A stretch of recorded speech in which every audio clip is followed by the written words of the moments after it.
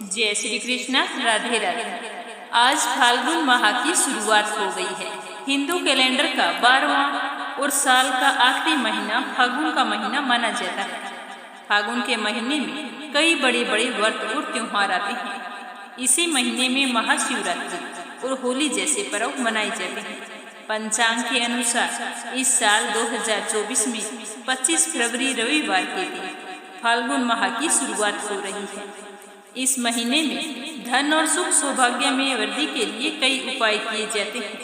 फाल्गुन के महीने में भगवान शंकर, चंद्रदेव और भगवान श्री कृष्ण की पूजा करने का विधान है। सुख समृद्धि और खुशहाली के लिए हर व्यक्ति को महाशिवरात्रि का व्रत अवश्य रखना चाहिए। फाल्गुन के महीने में घी, सरसों का तेल, वस्त्र और अनाज का दान करना बहुत ही शुभ माना जाता है। साथ ही इस महीने में भगवान श्री हरि विष्णु के नरसिंह अवतार की पूजा करनी चाहिए। अगर किसी को शनि दोष है तो शनि के प्रकोप से बचने के लिए पूरे फाल्गुन के महीने में शिव जी पर जल चढ़ाना चाहिए। किसी भी महीने में हम पूजा शुरू करते हैं तो हमें सबसे पहले अपने पंचदेव का आह्वान करना चाहिए और अपने मंगल जीवन की कामना करके पूजा का शुभारंभ करना चाहिए। तो आज अपने सुनेंगे पहली कथा गणेश जी भगवान की। बोलो गणेश जी महाराज की जय हो। एक गांव में एक बुढ़िया रहती थी। वह बहुत ही गरीब और आंखों से अंधी थी। उसके एक बेटा और एक बहू थे। उस बुढ़िया का रोजाना का नियम था कि वह सदैव गणेश जी की पूजा किया करती थी। ऐसा करते करते सालों बीत गए। एक दिन गणेश जी ने उसकी तपस्या से प्रसन्न होकर प्रकट होकर कहा कि बूढ़ी माई, मैं तेरी पूजा से बहुत ही खुश हूँ। आज जो तू मांगना चाहती है मांग ले। तो बुढ़िया बोली कि भगवान, मुझे तो कुछ मांगना ही नहीं आता, कैसे मांगूं और क्या मांगूं? तो गणेश जी बोले कि चलो घर जाओ और अपने बेटे बहू से पूछकर कल आ जाना, फिर जो तुम चाहो मांग लेना। तो बूढ़ी माई ने कहा कि ठीक है महाराज, कल मैं अपने बेटे बहू से पूछकर फिर आऊंगा। तो ऐसा कहकर बुढ़िया अपने घर चली गई। घर जाकर अपने बेटे से बोली कि बेटा, गणेश जी महाराज तो मेरी पूजा से बहुत ही प्रसन्न हैं। उन्होंने आज मुझे दर्शन देकर कहा कि अगर बुढ़िया तू कुछ मांगना चाहती है तो मांग, मैं तुम्हें वरदान देता हूँ कि जो तू मांगेगी वो सब कुछ तुझे मिलेगा। पर मेरी तो समझ में नहीं आ रहा कि मैं क्या मांगू। तो उसका बेटा बोला कि माँ, तू खूब सारा धन मांगना, हम ऐशो आराम से रहेंगे। तो बुढ़िया के ये बात मन में जची नहीं। तो अपनी बहू के पास गई और बोली कि बहू, तू बता बेटा कि मैं क्या मांगू गणेश जी से। तो अपनी सास की बात सुनकर बहू बोली कि माँ जी, आपकी सखी सहेलियों के सभी के नाती पोता है, आपके नहीं है। क्या आपका मन नहीं करता कि आपके भी नाती हों, आपके साथ खेले कूदें, आपसे कहानियाँ सुने? तो मैं तो कहती हूँ धन को छोड़ो, नाती मांग लो। तो बुढ़िया सोचने लगी कि ये तो सारे अपने अपने मतलब की बात कर रहे हैं, इनके मांगने में बुरा तो कुछ नहीं, फिर भी ना जाने क्यों मुझे इन बातों से सुकून नहीं मिल रहा। चलो मैं अपनी सहेली से पूछ कर आती हूँ। यह सोचकर बूढ़ी माई अपनी पड़ोसन के पास गई और वहां जाकर बोली कि बहन, तू मुझे बता कि मैं क्या मांगू। मेरे बेटा तो कहता है कि खूब सारा धन मांग ले और बहू कहती है कि नाती मांग ले। मेरी समझ में कुछ नहीं आ रहा कि मैं बहू की मानूं या बेटे की मानूं। तो उसकी पड़ोसन ने बुढ़िया की बात सुनकर कहा कि तू तो थोड़े ही दिन जिएगी, क्यों तो तुम धन मांगे और क्यों नाती मांगेगी। धन मांगेगी तो तेरे क्या काम है, और नाती मांगेगी तो तुम्हें तो आंखों से दिखाई नहीं देता। तो तुम तो अपने पोते को आंखों से देख भी नहीं सकती, तो खिलाएगी कैसे? मेरा कहना मान, तू अपनी आंखों की रोशनी मांग ले, जिससे तेरी बची हुई जिंदगी आराम से कट जाए। तो पड़ोसन की बात सुनकर बुढ़िया चुपचाप घर आ गई। उसके मन में पड़ोसन की बात भी नहीं जची। आकर वो सो गई और सोचती रही कि हे भगवान, तू ही बता कि मैं क्या मांगू। मुझे तो कुछ भी समझ में नहीं आता। कभी सोचती हूँ बेटे की मान लूँ, कभी सोचती हूँ बहू की मान लूँ, और कभी सोचती हूँ कि पड़ोसन की मान लूँ। हे गणेश भगवान, मुझे कोई ऐसा रास्ता दिखाओ जिसमें सबका भला हो। इस तरह सोचते सोचते बुढ़िया को नींद आ गई सुबह सवेरे फिर उठकर नहा धोकर गणेश भगवान के मंदिर की ओर चले। वहां जाकर पूजा अर्चना करने के बाद में गणेश भगवान ने दर्शन दिए और बोले कि बुढ़िया मांग, तुझे क्या मांगना है? तुम्हारे बेटे बहू ने क्या बताया? तो बुढ़िया कहने लगी कि भगवान, अगर आप मुझ पर प्रसन्न हैं तो मुझे 9 करोड़ की माया दे, निरोगी काया दे, अमर सुहाग दे, आंखों की रोशनी दे, नाती दे, पोता दे और सब परिवार को सुख दे, अंतकाल में मोक्ष दे। तो यह सुनकर गणेश जी भगवान बोले कि बूढ़ी माई, तूने तो मुझे ठग लिया और मुझे कह रही थी कि मुझे कुछ मांगना ही नहीं आता। चलो कोई बात नहीं, जो तूने मांगा है वचन के अनुसार तुझे सब कुछ मिलेगा।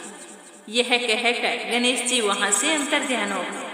उधर बुढ़िया माई ने जो कुछ मांगा था उसे वह सब कुछ मिल गया।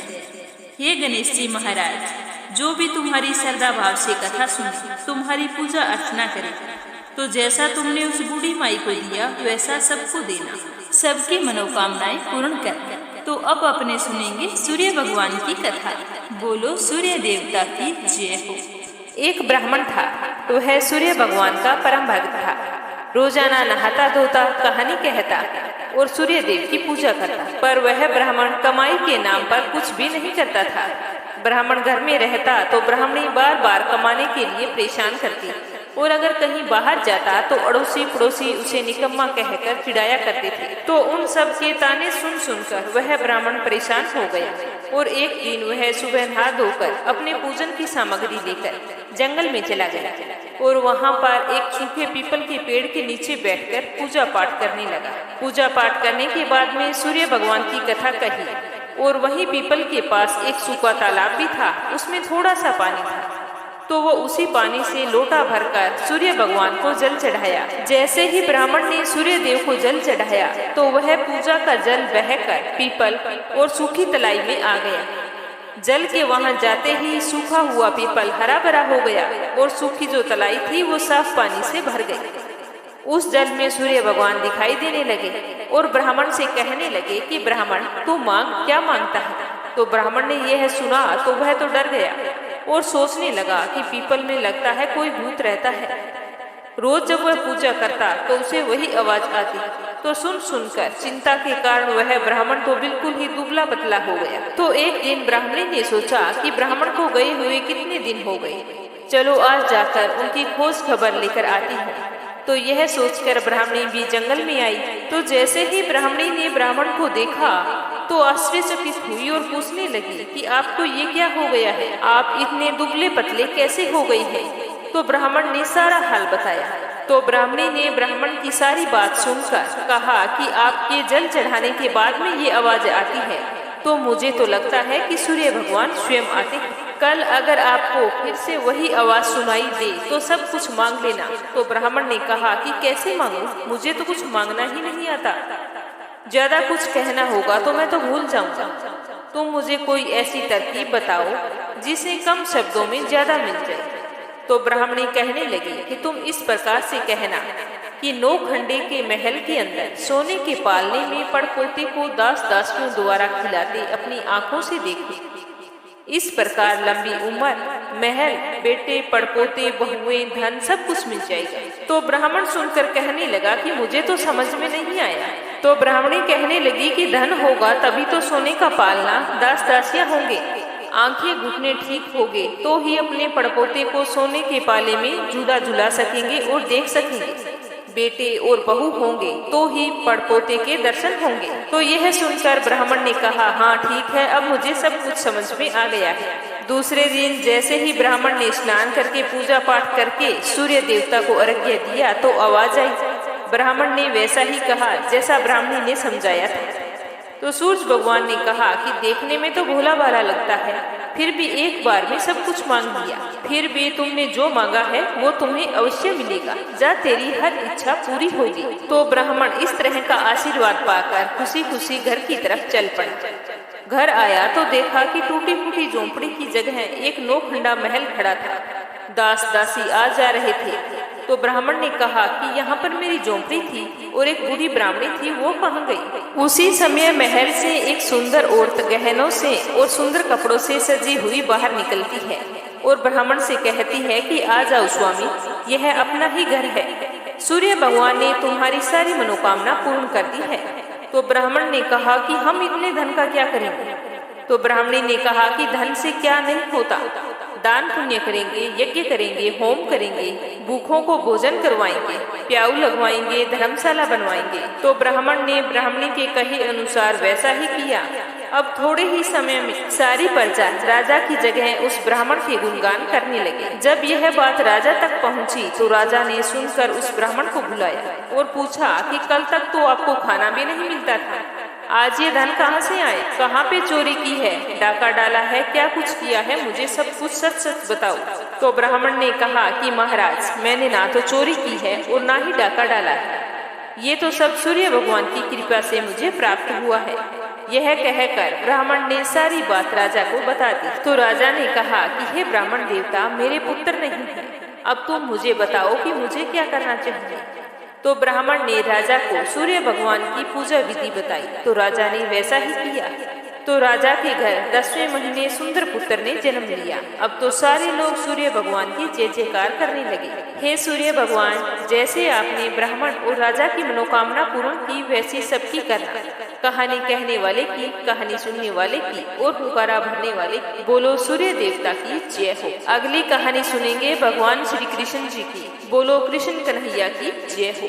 एक समय की बात है, एक लड़की थी जो भगवान श्री कृष्ण जी की अनन्य भगत थी। बचपन से ही वो भगवान श्री कृष्ण जी के भजन किया करती थी, भक्ति करती, पूजा पाठ करती। ऐसा करते करते वो समय के साथ बड़ी हो गई। भगवान जी की कृपा से उसका विवाह भी श्री धाम वृंदावन में किसी अच्छे घर में हो गया। विवाह होकर पहली बार वो जब वृंदावन गई तो नई नवेली दुल्हन होने के कारण वो कहीं पर भी आ जा नहीं सकी और कुछ दिन वहाँ पर रहने के बाद में मायके चली आई। और थोड़े दिन बीतने पर उसका पति उसे लेने के लिए आया तो वह अपने पति के साथ फिर से वृंदावन के लिए रवाना हो गई। पहुँचते पहुँचते उन्हें शाम हो गई। पति वृंदावन में यमुना किनारे रुककर अपनी पत्नी से कहता है कि देखो, शाम का समय है, मैं यमुना जी में स्नान करके आता हूँ, तुम इस पेड़ के नीचे बैठ जाओ और सामान का ध्यान रखना, मैं थोड़े ही समय में आ जाऊंगा। अगर तुम्हें कोई काम हो तो मुझे आवाज लगा देना। इतना कहकर उसका पति वहाँ से चला गया और वह लड़की वहाँ पर बैठ गई। उसने लंबा सा घूंघट निकाल रखा था क्योंकि गांव में ससुराल है, कोई देख लेगा तो बुरा मान जाएगा। यही सोचकर वह वहाँ पर घूंघट निकाल कर बैठ गई और मन ही मन विचार करने लगी कि देखो, ठाकुर जी की कितनी कृपा है, मैंने बचपन से उन्हें भजा है और उनकी पूजा पाठ की है, तो उन्हीं की कृपा से मेरा विवाह भी श्री धाम वृंदावन में हो गया है। मैं इतने वर्षों से ठाकुर जी को मानती हूँ परंतु अब तक उनसे कोई रिश्ता नहीं जुड़ा। तो इस तरह वह सोचने लगती है कि ठाकुर जी की उम्र क्या होगी। लगभग 16 वर्ष के होंगे। मेरे पति 20 वर्ष के हैं, उनसे थोड़े छोटे हैं, इसीलिए मेरे पति के छोटे भाई की तरह हुए और मेरे देवर की तरह। इसीलिए आज से कृष्ण कन्हैया मेरे देवर हैं। अब तो वह ठाकुर जी से नया रिश्ता जोड़कर बहुत ही खुश हो रही थी और मन ही मन ठाकुर जी से कह रही थी कि देखो ठाकुर जी, आज से मैं तुम्हारी भाभी और तुम मेरे देवर हो गई हो। अब वो समय आ गया है जब तुम मुझे भाभी भाभी कहकर पुकारोगे। वो ऐसा सोच ही रही थी कि तभी एक 10-15 साल का एक बालक आता है और उस लड़की से कहता है कि भाभी भाभी। लड़की अचानक अपने भाव से बाहर आती है और सोचने लगती है कि मैं तो वृंदावन में नई हूँ, ये भाभी कहकर मुझे कौन बुला रहा है। मैं तो यहाँ पर किसी को नहीं जानती और ना ही कोई मुझे जानता है। तो वो तो कुछ नहीं बोली। अब वह बालक बार बार भाभी भाभी कहता पर वह उत्तर नहीं देती। तो वह बालक धीरे से पास आया और बोला कि भाभी, अपना चेहरा तो दिखाई दो। तो वह सोचने लगी कि ये बालक तो बड़ी जिद कर रहा है, पता नहीं कौन है, इसीलिए उसने घूंघट को और भी ज्यादा कस लिया। लेकिन उस बालक ने जबरदस्ती घूंघट उठाकर चेहरा देख लिया और हंसकर वहां से भाग गया। थोड़ी देर में उसका पति वहां पर आ गया। उसने सारी बातें अपने पति को बताई। तो पति ने कहा कि इतनी बात हो गई और तूने मुझे आवाज क्यों नहीं दी। तो वह लड़की बोली कि वो तो भाग ही गया। तो पति बोला कि चिंता मत करो, वृंदावन इतना बड़ा नहीं है, कभी न कभी किसी गली में खेलता हुआ मिल ही जाएगा। अगर तुम्हें दिखाई दे तो मुझे बता देना, ऐसा मजा चखाऊंगा कि किसी और के साथ ऐसी मजाक नहीं करेगा। फिर दोनों घर आ गए। कुछ दिन बाद उसकी सास ने अपने बेटे से कहा कि बेटा देख, तेरा विवाह हो गया है, बहू मायके से भी आ गई है और तुम दोनों ने अभी तक बांके बिहारी के दर्शन नहीं किए। कल ऐसा करना कि बहू को ठाकुर जी के दर्शन करवा के लाना। तो अपनी माँ के कहे अनुसार अगले दिन दोनों पति पत्नी ठाकुर जी के मंदिर में दर्शन के लिए जाते हैं। मंदिर में उस दिन बहुत ज्यादा भीड़ थी। तो लड़का कहने लगा कि देखो, तुम महिलाओं के साथ आगे जाकर ठाकुर जी के दर्शन करो, मैं अभी आता हूँ। तो वह तो घूंघट निकाले निकाले ही आगे बढ़ती है। तो इस तरह उसे बहुत देर हो गई। तो उसके पति ने पीछे से कहा कि अरे बावली, बिहारी जी सामने है और घूंघट निकाल रखा है, तो घूंघट हटाओगी नहीं तो दर्शन कैसे करोगी? चलो घूंघट उठाओ और बांके बिहारी के दर्शन करो। तो उस लड़के ने अपना घूंघट उठाया तो देखा कि बिहारी जी एकदम उसी बालक की तरह मुस्कुराते हुए दिखाई दे रहे हैं। तो वह जोर जोर से चिल्लाने लगी कि सुनिए सुनिए, जल्दी आइए। तभी उसका पति दौड़ता हुआ वहाँ पर आता है और कहता है कि क्या हुआ? तो वह लड़की बोली कि उस दिन जो मुझे भाभी भाभी कहकर भागा था, वह बालक आज मुझे मिल गया है। तो उसका पति कहता है कि जल्दी बताओ कहाँ है, मैं अभी उसे देख लेता हूँ। तो वह ठाकुर जी की ओर इशारा करके कहती है, ये रहा आपके सामने। तो जैसे ही उसके पति ने देखा तो देखता ही गया, उसके पति को भी कान्हा जी उसी बालक की तरह हंसते हुए दिखाई दे रहे थे। तो वह दर्शन करके अपनी पत्नी से बोला कि तुम धन्य हो, तुम्हारी हृदय में सच्चा भाव है ठाकुर जी के प्रति। मैं तो इतने वर्षों से वृंदावन में हूँ और मुझे आज तक उनके दर्शन नहीं हुए, और तुम्हारा भाव इतना उच्च कोटि का है कि तुम्हारी वजह से आज मुझे कृष्ण कन्हैया के दर्शन हो गई है। बोलो कृष्ण कन्हैया की जय हो, बोलो बांके बिहारी की जय हो। अगली कहानी सुनेंगे नवग्रह की। इस कथा को पूरे श्रद्धा भाव से सुनने से मनुष्य के ग्रह दोष दूर होते हैं और घर में सुख सौभाग्य का वास होता है। किसी गांव में दो भाई बहन रहा करते थे। एक बार भाई अपनी बहन से मिलने के लिए जा रहा था तो रास्ते में एक सांप बैठा था जो भाई को डसने को तैयार था। तो भाई ने सांप से विनती की कि हे नागराज, तुम मुझे मत डस, क्योंकि मैं अपनी माँ का इकलौता बेटा हूँ और अपनी बहन का एक ही भाई हूँ। तो सांप तो नहीं माना। उसने कहा कि तेरी 9 ग्रह की दशा चल रही है, मैं तो तुझे ही डसूंगा। तो वह भाई बोला कि ठीक है, मुझे डस लेना, लेकिन मुझे अपनी बहन से पहले मिलकर आने दो, जब मैं लौट के आऊँगा तो मुझे डस लेना। तो उसकी ये बात सुनकर सांप बोला कि मुझे क्या पता, मैं कैसे विश्वास करूं कि तू इस रास्ते से आएगा। अगर तू ना आया तो इसीलिए मैं तो तुझे अभी डसना चाहता हूँ। तो भाई ने कहा कि ठीक है, तुझे मुझ पर विश्वास नहीं है तो मेरे साथ चल, मेरे थैले में बैठ जा। तो उसने सांप को अपने थैले में रखा और ऊपर उस पर कुछ फूल पत्ते रख दिए और भाई अपनी बहन के घर चल पड़ा। चलते चलते अपनी बहन के घर पहुंचा। उस समय उसकी बहन 9 ग्रह की कहानी कह रही थी। तो बहन ने कहा कि भाई तू पहले बैठ जा, पहले मेरी कहानी पूरी हो जाए, फिर दोनों बात करेंगे। तो इस तरह बहन ने कहानी कहनी शुरू की और भैया ने सुननी शुरू कर दी। जीव की, जानवर की, हाथी की, घोड़े की, भाई बहन की, घर के धनी की, लड़की के जवाई की, देवरानी की, जेठानी की, सास ससुर की, संग सहेलियों की, सबके 9 ग्रह शांत हो जाओ। ग्रह चाले 8 पग, बंदा चाले 4 पग, सांप बिच्छू भंवरे सब आग में जल जाए। कहानी कहकर बहन खड़ी हो गई। बहन ने भाई की सुध ली और कहा कि भाई इस थैले में क्या लाया है? तो भाई बोला कि बहन कुछ नहीं लाया हूँ। लेकिन बहन ने तो जबरदस्ती अपने भाई से थैला छीन लिया और खोल कर देखा तो उसमें तो बेल, पत्ते व फूल, केले, संतरे, फल, मिठाई आदि बन गई और जो सांप रखा था वह हार बन गया। केले संतरे उसने अपने बच्चों को दे दिए और हार खुद पहन लिया।